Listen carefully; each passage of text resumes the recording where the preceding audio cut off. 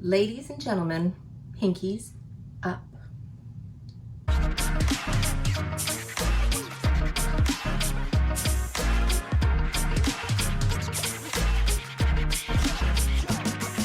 Hey guys, it's Jess from She's the Posh. Welcome back, and today we have some old drama for you that is happening in the luxury world. Again, these are all my opinions. I will share sources and things that I have done below, but I really love these videos. I love talking to you guys and getting your opinions. So, because sometimes I think I'm just crazy for thinking these things. And I just love hearing what you guys think of all this buzz. All these things are happening in the luxe world. And if you know any other drama, share it with me. Share me your drama. I make videos every Wednesday and Sunday, all design and fashion related. I love to share with you all my tips and tricks. If that is something you're into, please remember to hit subscribe below and ring my bell so we can become best friends here on the internet. Okay guys, I have some drama for you. Not a ton, it's been a little bit of a slower month, but I figured I would share these pieces that I've just been dying to talk to you guys about. What are your opinions? What are your thoughts on these? So the first, I would like to talk about the video that I saw from my girl Sam from Bargain Hunting Blonde. And in this video, she brings up a really good point. She says, is Louis Vuitton trying to get rid of their canvas pieces? As we've seen, the canvas pieces are going away. It seems like they're not making as many of them. Yes, they might have that style that you love, but it's no longer available in canvas. And the prices are going up. For example, my utility pouch that I had bought is the exact same price as the leather. And I actually thought for a split second, maybe I should get the leather, even though I did not like it in the leather. I really liked it in the canvas piece. I love the look. I thought it brought out like the fun vibes that bag had, whereas the leather just made it seem plain. However, I was tempted because of the price. So what is going on here, guys? What do you think? Now, why would Louis Vuitton be doing this? I mean, they're known for their canvas. Like, they're known as being an introductory brand.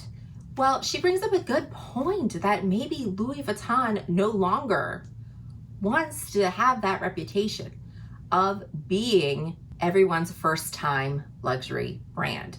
They want to be like an Hermes. So if you think about it, when I first started my collection, my very first piece was a Louis Vuitton. I started out with a Louis Vuitton wallet in the multicolor. That was my very first luxury piece that I ever got, and I was hooked. And it was more affordable. I was able to get around $500, affordable piece. And then I got a Speedy. I got a vintage Speedy for around $450. That was my very first piece. And then the rest was history. If you're like me, a lot of your pieces are Louis Vuitton. Like, you have a lot more Louis Vuitton in your collection than you have any other brands, because it was your very first piece. It was your introduction into the luxury world. So why does Louis Vuitton hate that?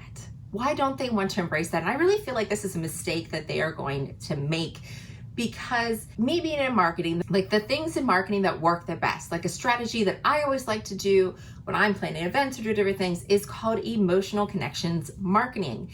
You see it in a Subaru commercial. They're always talking about saving your life, stuff like that. It's to emotionally connect you to a product. You see that in the ads now where they're talking about being stronger together.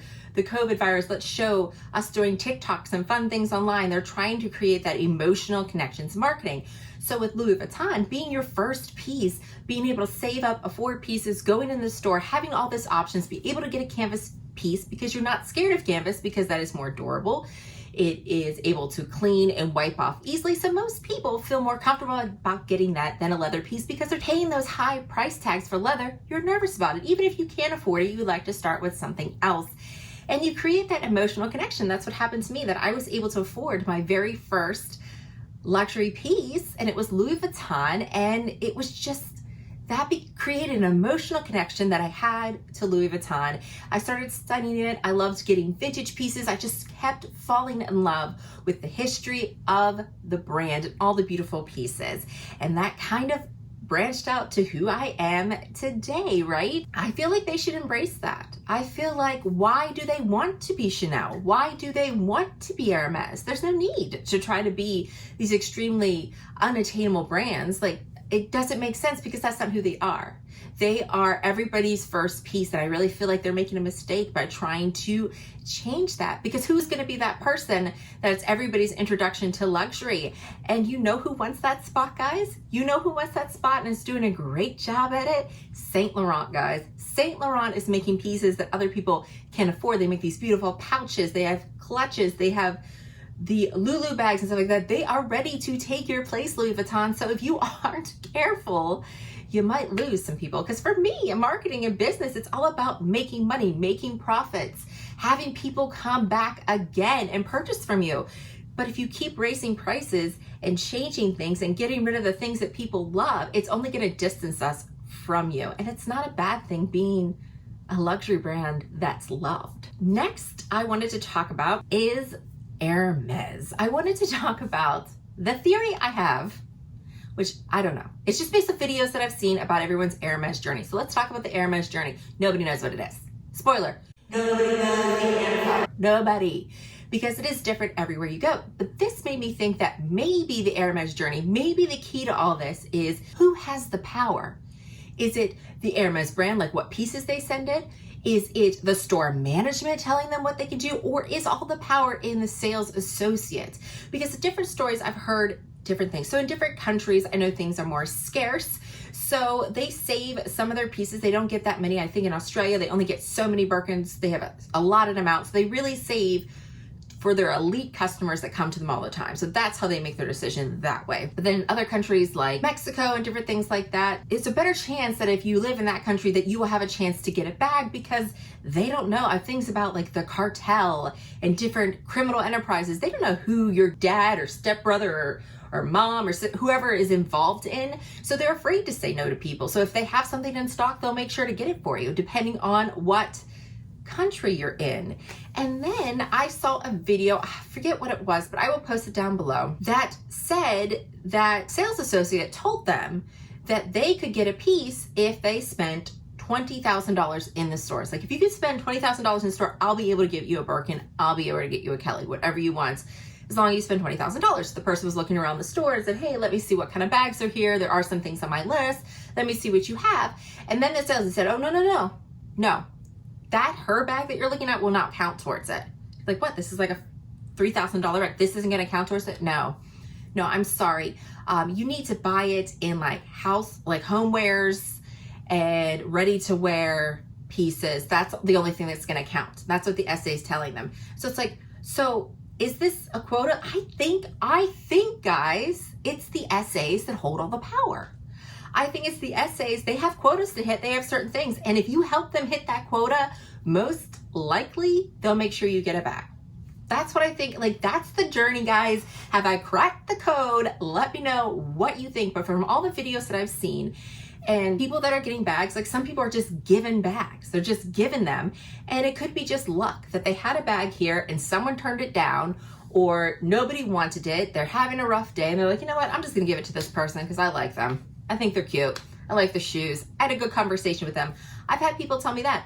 I also saw that, Alex from HRH Collection, she got her Birkin with absolutely no real history when she went to England, but she got it because one of her girlfriends got her an appointment. One of her friends was able to get her appointment, and it was probably her quota bag or her thing that she had, and that essay wants to make her happy, so gave it to her. I mean, it's just, this journey thing is all a bunch of baloney, and I really think that the essay truly has all the power, and it just depends on the country and the essay. Let me know what you think. So all these videos, they're just a waste of time. I've seen all of them, and I feel like they're just wasting your time, and they're just racking up the views, and they really have no clue, because none of us have a clue. Next, let's talk about Chanel and the quality issues. And let's also talk about the price increases that are just going to keep happening, and what do we think that's going to mean for all of us. Understand that prices have to go up because cost of products have gone up because of the pandemic. There's a lot of things that are going up for materials and different things as well. Also, there's not as many artisans or bags. With everything that happened in Italy, it really put things behind. And I understand that these price increases have to happen. But however, the quality issues needs to be addressed. I know that they're trying to pump out pieces But if they're raising the prices the way that they're raising the prices, they really have to check themselves. I actually had someone reach out to me in the comments talking to me about a brand new Chanel piece they got in the antique gold. And this is something I heard when I got my antique gold piece that I got from Fashion File. And it looked like there was silver poking through because it had scratches and wear on it, and the silver was showing. And someone told me that's what's supposed to happen to the antique gold.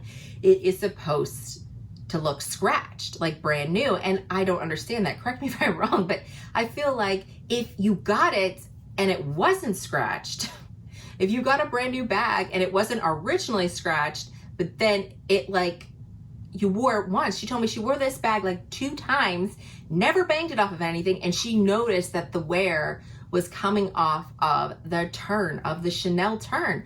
What is going on there? What is going on with that quality issues with Chanel? I understand that the cost of materials. So are they replacing materials?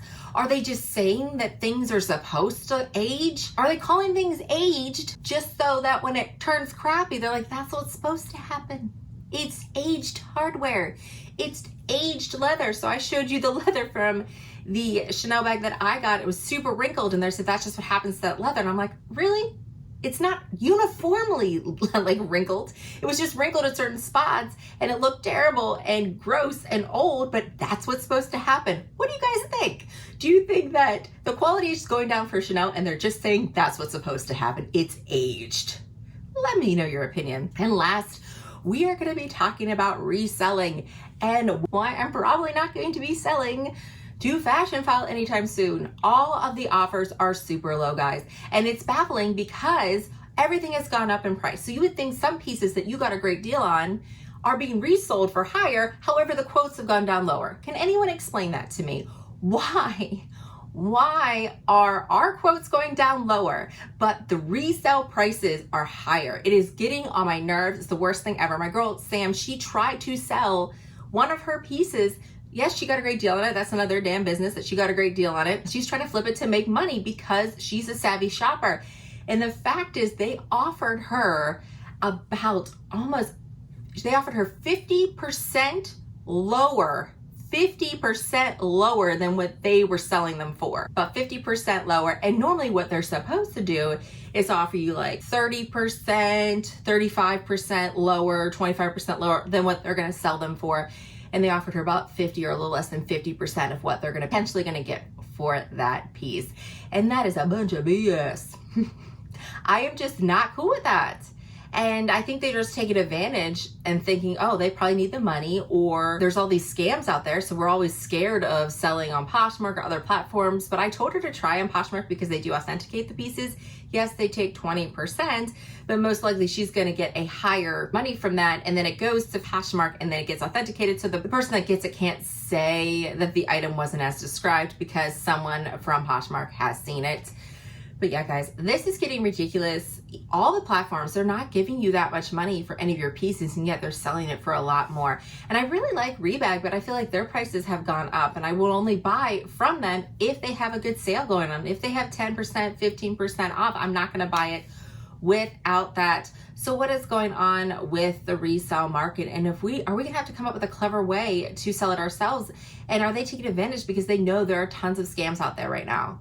Scams, and that we're scared of them, and then we should just take the cash from them instead of having to deal with trying to sell it on our own. I'd love to hear from you in the comments down below what your thoughts are on this, and is it right or is it wrong? Hey guys, that is everything. Let me know what you think of this latest gossip. Do you agree? Do you disagree? But be nice in the comments down below. But I just love hearing from you guys, learning from you. And do you have any other gossip that's happening? Please share it as well.